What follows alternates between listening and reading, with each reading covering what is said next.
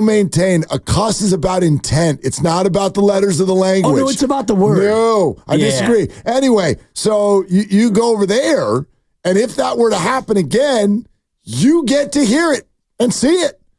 But the radio people, they don't get it. No. They don't get it. Grady doesn't miss a one. No. He's on it. Anyway, that's all powered by First NorCal Credit Union. And thank you for being here. I'd like to read a tweet from our friend Andrew Brandt. If you don't know who Andrew Brandt is, Andrew used to run the front office, essentially, the player personnel for the Green Bay Packers years ago.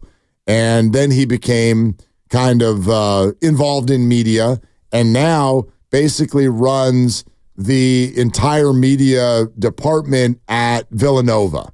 And he does all kinds of business of sports content, podcast, and all of these things. Used to work for ESPN. So here's his tweet.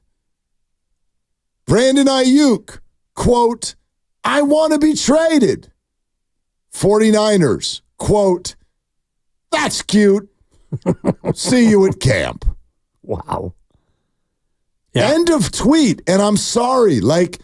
This is kind of where I stand on this. And I know for today it's going to sound anti-player and it's going to sound anti-Brandon. It's not meant to be any of those things. I'm annoyed with the way he's playing this, and I'm especially bothered that his agent is giving him this advice because he has no juice here. None.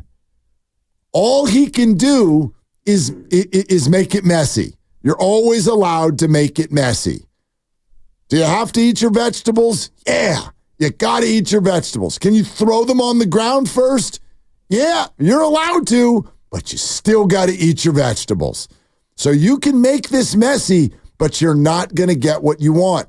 And I'd argue you're going to get a bunch of stuff that you don't want if you make it messy. I don't think the Niners wanted to play it this way. They don't want to make him feel like a member of the Sacramento Kings. They could trade him there. It's so adorable that you think that TikTok and Jaden Daniels are going to scare Parag Marate.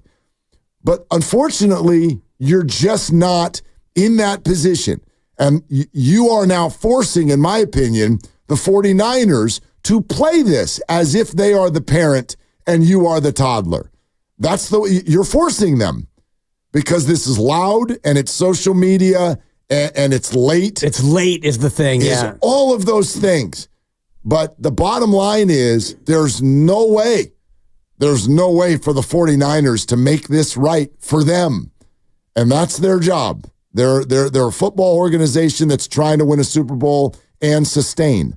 And there's no way for them to get their value and do this right if they just give in and do what you want because you feel like your extension came up at a time when wide receiver money is popping. It is popping. Yeah. And, they've made him an offer that would make him a very, very rich man. And it's not as rich as other wide receivers have gotten. Amon-Ra St. Brown, and I'm watching the receiver doc on Netflix right now. And, he got $30 million a year, average annual, not as much guaranteed as other players, but you look at that and you look at yourself as a player and you realize you're probably as good or close to Amon-Ra St. Brown and you deserve that same kind of money, and yet the team offers you 26 and you feel disrespected by that. And so you want what you want, but ultimately it is a little bit like the parent-child relationship. And if the Niners were to give in and give him 28.5 or 29 or whatever that number is, he'd be happy.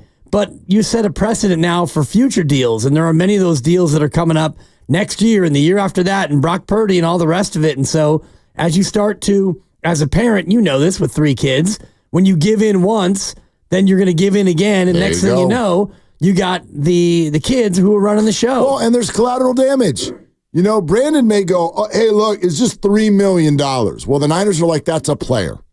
Might be 2. 2 players, yeah. That's 2 players that you're asking us to cut next year. No.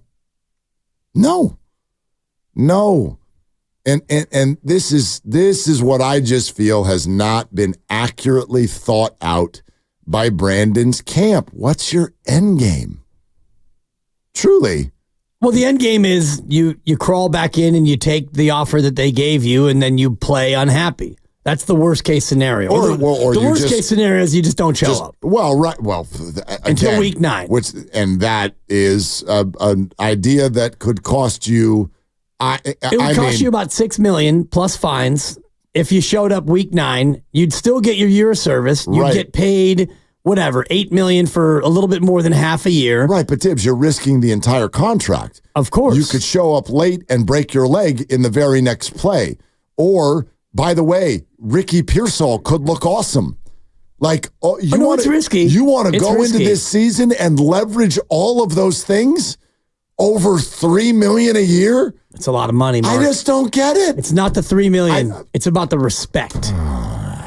It's about the quan. It's about that quan. It's about that respect. That's the kind of stuff that people end up in their 60s talking about on the corner or in the last seat at the bar. Regrettably, yeah.